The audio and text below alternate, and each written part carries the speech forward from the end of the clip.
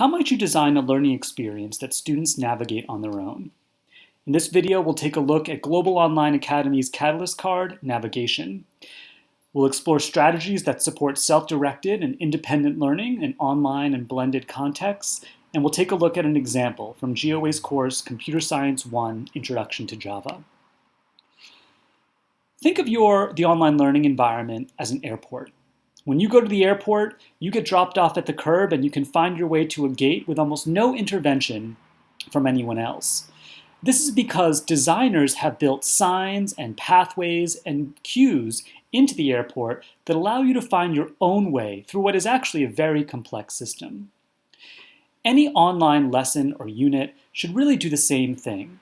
A teacher should be providing clear signs and cues and pathways so students can find their own way through the online learning environment.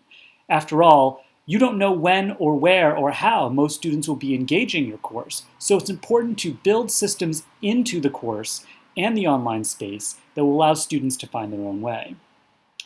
You should organize the online experience into discrete, digestible tasks that students can understand and do in short amounts of time. You should leverage visual cues like graphics and charts to help students get a lay of the land and find their own way. And always try to use visual cues that help students build in pauses and understand transitions so they can understand when one task is done and it's time to move on to the next. In other words, all the work we do in our live classrooms helping students move from one activity to the other must also exist in the online space, but they do need to be planned in advance. Let's take a look at an example from our computer science course.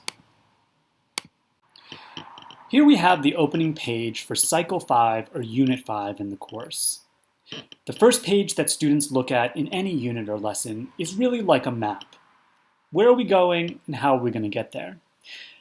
This teacher has integrated lots of different ways for students to navigate. This is an important differentiation technique. Different students require different kinds of instructions for learning, and so providing them with different options for navigation is really helpful.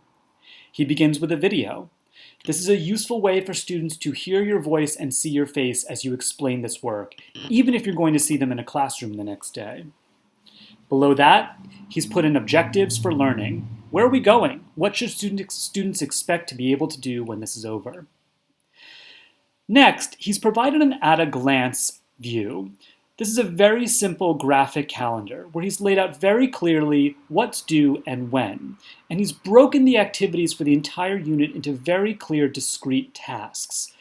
You don't want to overwhelm students by giving vague instructions. By very clearly breaking things down for them, they're more equipped to navigate the experience in the way that you might want them to. Lastly, he's created a similar chart as his graphic map, but he's actually provided links. From this chart, students can link directly to the actual activity in the course.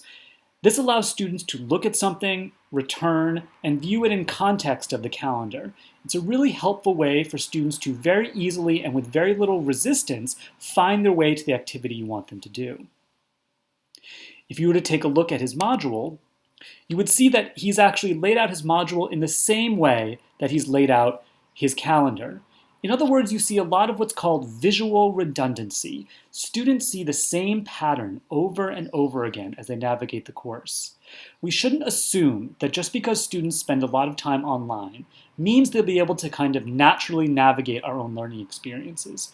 Being thoughtful about the ways we guide students through online learning experiences will make them more effective at completing them and make them more likely to engage these experiences in the future.